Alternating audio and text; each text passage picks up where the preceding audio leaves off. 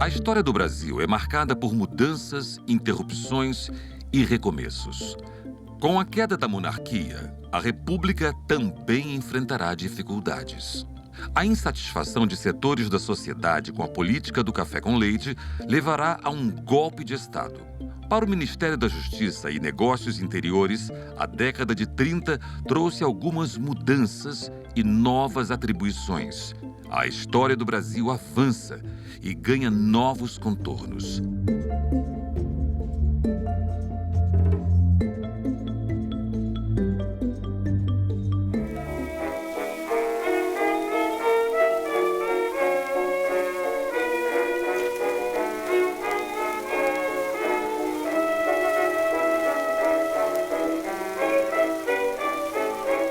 Esse período de 1889 a 1930, né, foi um período politicamente e socialmente muito conturbado no Brasil. A sociedade brasileira tem diante dos olhos a caracterização, né, de uma política extremamente ligada ao ruralismo. 1922 é um ano muito importante. 1922 foi o ano do movimento tenentista, né? Então há o movimento 18 do Forte, há todo um movimento ali que já começa a fazer questionamentos, não só o oficialato militar, mas também a classe política. Internacionalmente, o pensamento autoritário, governos autoritários vão assumindo o poder, né? Tem um contexto todo de descrença na democracia liberal e pressão do tenentismo dos militares para conseguir mudar a República Brasileira. O tenentismo não era só um movimento de militares, era um movimento de militares de patente intermediária e também de profissionais liberais. Para os cafeicultores mineiros era interessante que tivesse uma proteção em relação à política de Estado em relação ao café. E para os cafeicultores paulistas era interessante o liberalismo. Até que em 1929 uma crise geral, o crash da Bolsa de Nova York. Isso afetou cotações de vários produtos, especialmente o café, que trouxe ao país seus efeitos. E isso acaba levando à saída à deposição do presidente Washington Luiz e a entrada do Getúlio Vargas, que tinha sido derrotado nas eleições, mas o grupo dele pega em armas, Aliança Liberal, com o apoio dos tenentes, e chega no poder, tirando o Washington Luiz, que deixa o Brasil. E tudo começa com uma questão de Alcova. João Pessoa queria ser o candidato a vice e iria estar unido ao Getúlio. O João Pessoa tem uma relação extraconjugal com a esposa de um cidadão e a troca de cartas entre eles. Quando o marido descobre, vai lá e mata o João Pessoa. Quando ele morre, no período pré-eleitoral, entende que mataram por uma questão política. É catapultado esse ato como um momento de recomposição nacional, né? Então surge aí um novo momento político brasileiro. Então tudo isso leva ao rompimento de Minas com São Paulo, né? Aos militares entrando como braço forte, aí o movimento tenentista entrando como braço forte, defendendo, pegando em armas pela Revolução. Foi um golpe de Estado, colocou fim à República Velha e contou com o apoio de 3 estados, que foram Minas Gerais, Rio Grande do Sul e Paraíba. Vargas sai do Rio Grande do Sul vestido de terno. Vai vestir a farda tenentista em Curitiba. Getúlio Vargas era civil, não era militar. Vestiu a farda por uma questão de identidade ideológica com os tenentes.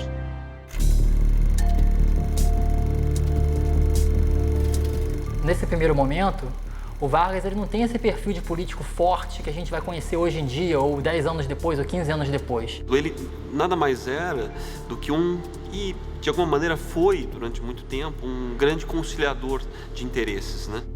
Esperava-se que o Vargas fizesse um governo provisório mesmo, como o próprio nome diz, e acaba não sendo um governo provisório, né? Assim que o Vargas assume, a primeira medida dele é revogar o funcionamento da Constituição de 1891. Aí, a partir dali, ele coloca interventores nos estados, então tira os governadores.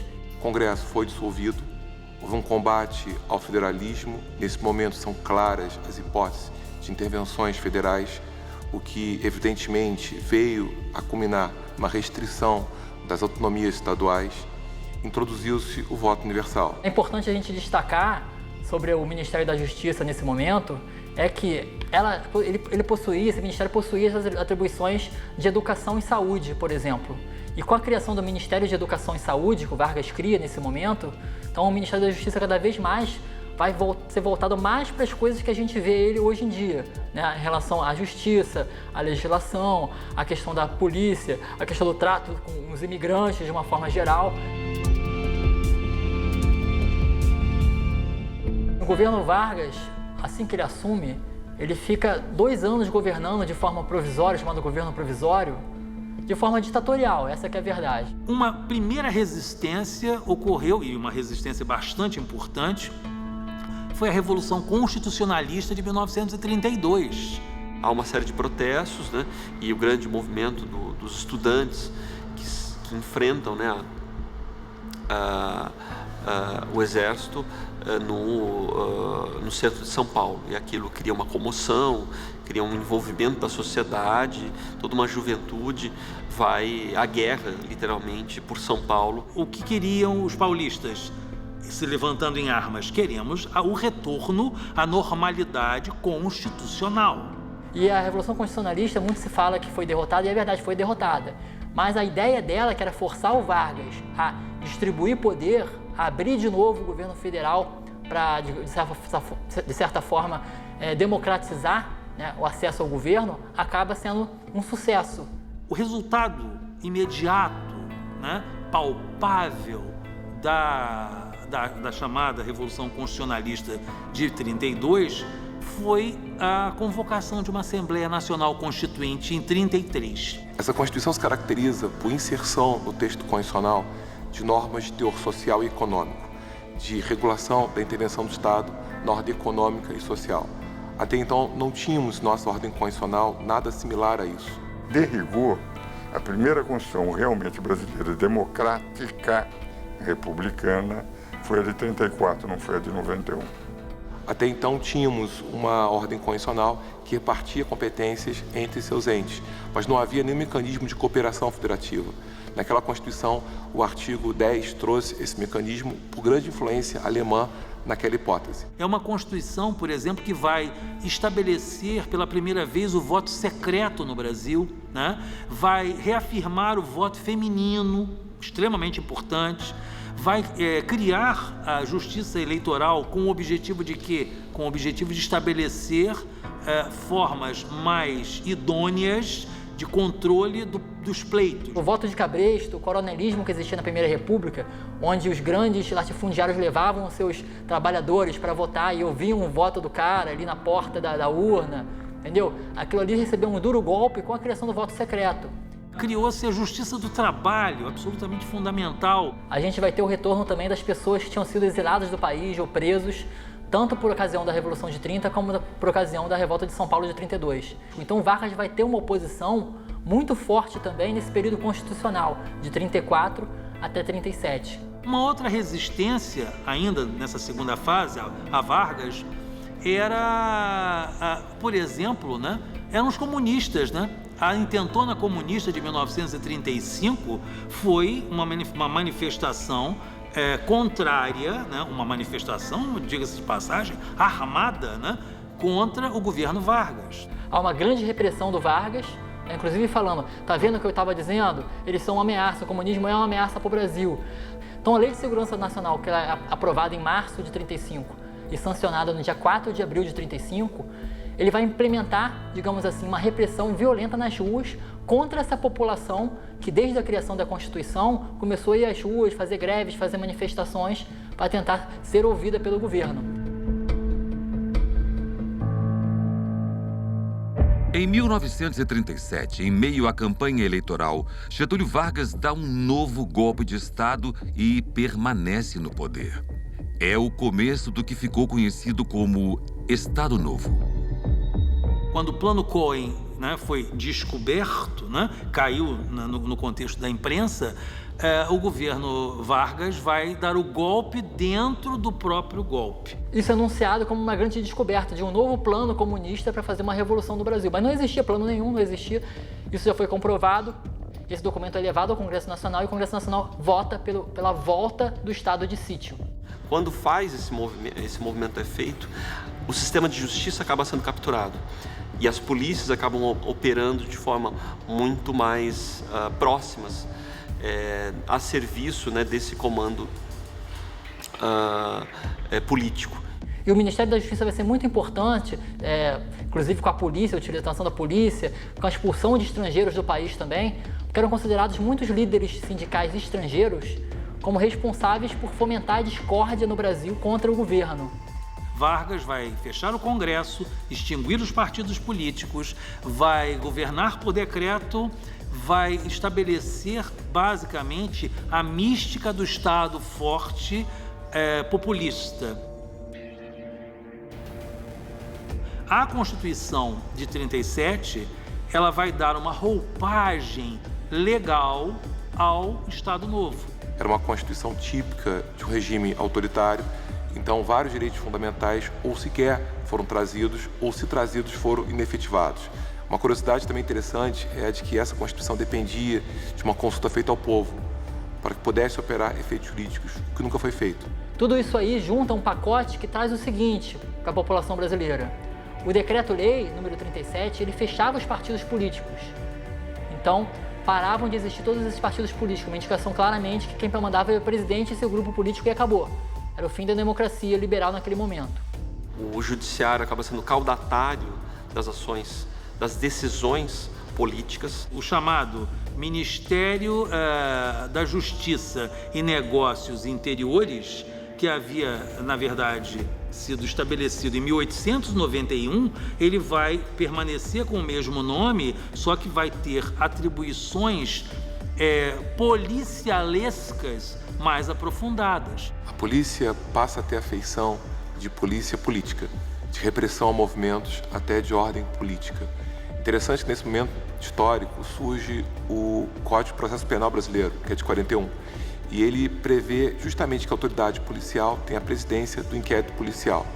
Isso, de certo modo, unificou as investigações policiais até então em curso no país, como até hoje ele está em vigor e continua a fazê-lo. Na capital federal, a Polícia Civil se transformou num órgão vinculado ao Ministério da Justiça. Em 1945, Getúlio Vargas é deposto. Com o fim do Estado Novo, a ordem democrática volta a ser realidade no Brasil. A Segunda Guerra Mundial foi uma luta dos regimes democráticos contra as ditaduras. O Brasil era uma ditadura. A Alemanha e a Itália, ditaduras. E a vitória das democracias ocidentais, terminada a Segunda Guerra, o Brasil perdeu condições de continuar com o regime. E ele foi aconselhado por uma junta militar a renunciar. Em 2 de dezembro daquele ano, brasileiros elegeram um novo presidente e uma Assembleia Constituinte. Nesse contexto, nós temos o interregno na era Vargas, que é justamente o governo do Marechal Dutra, né? Que vai colher os dividendos da Segunda Guerra Mundial dentro de uma perspectiva democratizante. A Constituição, que é criada logo depois do Estado Novo, né, da ditadura do Estado Novo, tem a preocupação de trazer de volta direitos que foram perdidos durante uma ditadura. Então, é uma Constituição que concilia valores, especialmente econômicos e sociais, com vistas a uma justiça social mais intensa. É uma Constituição que traz claramente uma separação clara entre funções estatais, com a intenção clara de efetivar essa atividade, dar maior eficiência a essa atividade. E nessa Constituição também é consolidado os direitos trabalhistas que foram criados durante o governo Vargas, né? Inclusive a CLT de 43, esses direitos estão impressos na Carta de 1946. Em 1950, Getúlio Vargas retorna ao Palácio do Catete como presidente eleito. Vai ser um governo um pouco confuso do Vargas. O Vargas tenta trazer vários aliados, inclusive tentar cooptar a oposição, a própria UDN, que era a oposição, tenta trazer eles para o governo. Vargas não consegue. e é um momento de muita inflação, muita crise política. Isso vai ser o início do seu fim. O Vargas sofre muitas críticas do próprio Lacerda, que era um nome importante na época, né? O Carlos Lacerda, dono de um jornal de grande circulação, que faz uma campanha ferrenha contra o governo de Getúlio Vargas, acaba levando um atentado contra o Carlos Lacerda, que acaba vitimando, né? Morre nesse atentado o Major Vaz, né? Um militar importante. Vargas vai ser objeto de uma grande campanha difamatória, né? Mobilizada por determinados segmentos internos e externos, culminando com o confronto do Petróleo é Nosso. E esse momento, a Shell e outras empresas norte-americanas e de outros países criticam esse monopólio do petróleo. Vargas iria ser deposto por um golpe militar, parlamentar, midiático, assim, isso era praticamente certo. Vargas está sendo ali acusado por todos os lados e ele chega no momento que no dia 24 de agosto ele se suicida, né, com um tiro no peito. A importância social, popular do enterro de Vargas, ela possivelmente freou, ela postergou críticas e outras ações políticas talvez mais drásticas na história brasileira. O suicídio acaba levando uma redenção de Vargas, que é lembrado pelos trabalhadores como o homem que criou as leis trabalhistas, como o homem que, de certa forma, era o pai dos pobres, entre aspas, né, como ele se colocava. O povo tomou o caixão do Vargas e transportou esse caixão até o aeroporto Santos Dumont, onde ele embarcou para São Borja, onde foi sepultado, né? O cortejo fúnebre avançava lentamente. Pelo acompanhamento, pelo vulto e pela emoção, constituiu um acontecimento único na história do país. Em todo o trajeto, dezenas de milhares de pessoas choraram no último adeus àquele que simboliza uma fase de nossa vida social e política. O suicídio de Vargas dá um novo rumo para a história brasileira. O Brasil se aproxima da década de 60. Um antigo projeto sairá do papel: a construção de uma capital na região central do país.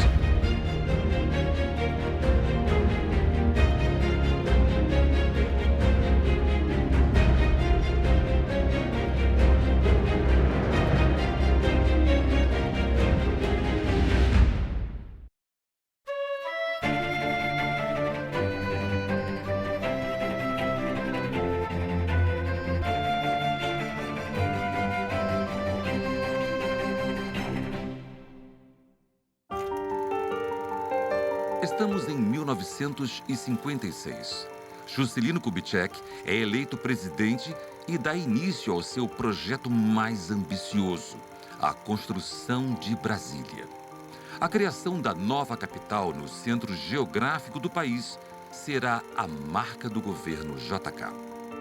O governo JK, ele começa, né, com uma política econômica voltada para o chamado plano de metas, né, que é a famosa frase que todo mundo aqui já escutou na escola, que é os 50 anos em 5. Juscelino foi eleito, foi um grande presidente. Na época eu ainda era crítico do Juscelino, pois eu vi com todo o ar meio de playboy, etc. Ele foi um desenvolvimentista. Então o carro-chefe desses 50 anos em 5, desse plano de metas, era a construção de Brasília, uma nova capital para o Brasil. Desde 1755 se falava, ainda no contexto da América Portuguesa, né, que era necessário retirar a capital da colônia, então, né, século XVIII, do litoral para o interior. A construção de Brasília ela acontece como uma sacada para, inclusive, driblar parte da oposição. Então ele lança esse projeto, esse grande projeto, que o alça como um grande empreiteiro, né, nacional. Então é um governo que vai conseguir grandes avanços econômicos, que a gente chama de desenvolvimentismo. O desenvolvimento cresce, industrialização nesse momento, mas que, por outro lado, também é um momento de muita inflação no Brasil, que cresce ali a questão da inflação e a carestia de vida também, principalmente para os mais pobres. A nova capital é oficialmente inaugurada em 21 de abril de 1960. No mesmo ano, Jânio Quadros, do partido que fazia oposição a JK, é eleito presidente. João Goulart, candidato do governo, é o vice. 7 meses depois, Jânio deixa a presidência. Goulart assume, mas permanece pouco mais de 2 anos no comando do país. As reformas de base defendidas por ele serão rejeitadas pela parcela conservadora da população e Jango é deposto por um golpe militar. Esse golpe civil, militar, parlamentar, midiático, que ocorreu em 31, na madrugada de 31 de março para 1º de abril de 1964, ele teve como um dos seus principais antecedentes o descontentamento de segmentos médios urbanos no Brasil e também de determinados segmentos das elites agrárias e industriais, que viam com desconfiança qualquer tipo de reforma de natureza social e política no Brasil. O movimento possui causas externas e internas. 2 principais causas externas: o acirramento da Guerra Fria entre Estados Unidos e União Soviética e as relações brasileiras com os Estados Unidos deterioraram-se progressivamente durante um certo intervalo de tempo que precedeu aquele golpe de Estado. Goulart era considerado sucessor de Getúlio Vargas e teve algumas medidas democratizantes que foram vistas como esquerdistas, como medidas comunistas. Na verdade não eram, mas foram vistos dessa forma pelos mais conservadores. Nós apoiamos o movimento 64, mas não fomos só nós. 5 partidos apoiaram, meu partido, que eu digo, e mais 4 partidos. A ideia era tomar o poder, reorganizar a sociedade, reorganizar a estrutura política e convocar eleições. E nós tivemos todo aquele apoio de imprensa, o Estado de São Paulo, Folha, Globo, Jornal do Brasil, apoiando o golpe de 64, que foi um ato, teoricamente, para garantir uma eleição que não houve, por isso é que nós apoiamos.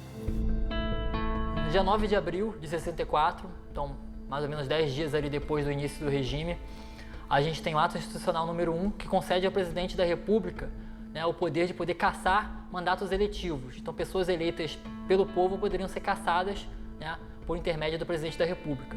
O ato institucional, em síntese, é um ato de exceção. Na verdade, é um ato emanado do Poder Executivo com poder constitucional. É um ato através do qual o Poder Executivo exerce um poder constituinte. No dia 15 de abril, assume Castelo Branco como o novo presidente, indicado, não eleito, mas indicado por quem tomou o poder naquele momento. E depois começam as primeiras medidas repressivas do governo. Em regimes autoritários, uma consequência clara é a limitação de direitos fundamentais, especialmente ligados à liberdade de expressão, pensamento e censura. A gente tem, por exemplo, ainda no ano de 64, o famoso filme do Glauber Rocha, Deus e Diabo na Terra do Sol. Ele é impedido de circular no Brasil, as cópias são censuradas, tomadas pela polícia política.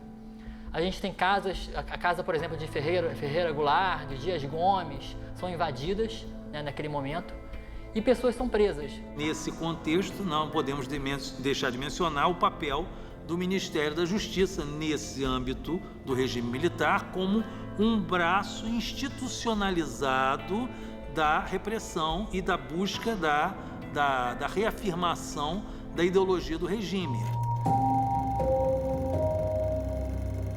Em 66 é colocado o AI-3, o Ato Institucional número 3, em que os governadores passam a ser eleitos indiretamente.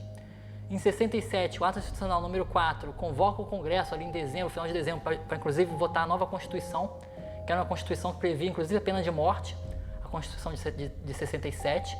E em 68 a gente chega no auge da repressão, que é o famoso AI-5, em dezembro de 1968.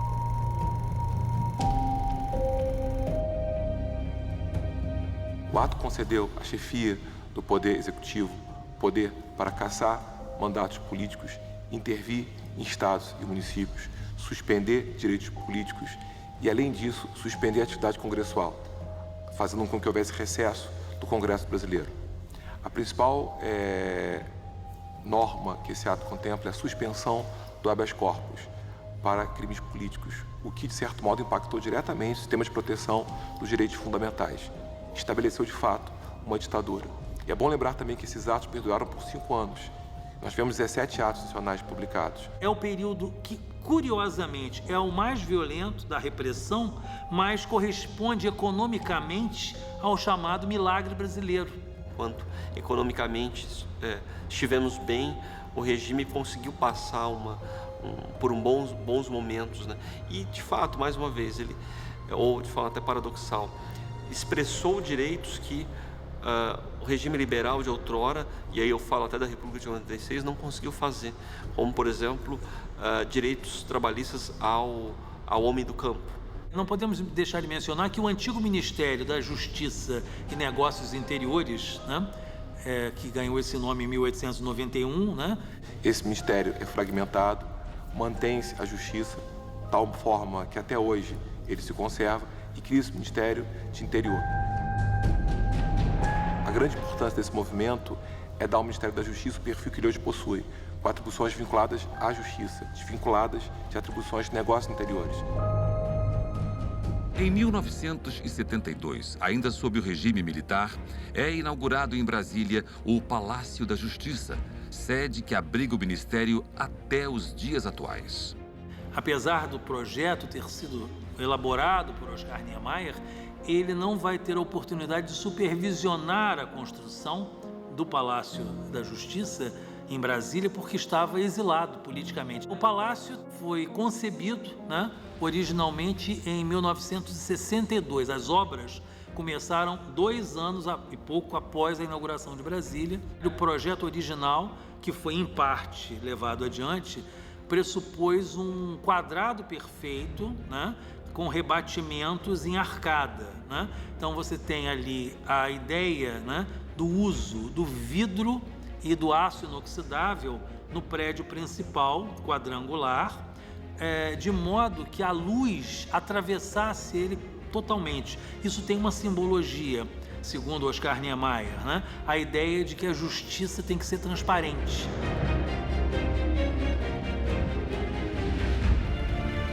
A crise econômica, os excessos cometidos pelo regime e a força da opinião pública vão sacudir os alicerces da ditadura. Após 21 anos, o governo militar chegará ao fim. O Brasil começará os anos 90 com uma nova Constituição e uma nova República. E com ela, o Ministério da Justiça retomará suas prerrogativas democráticas.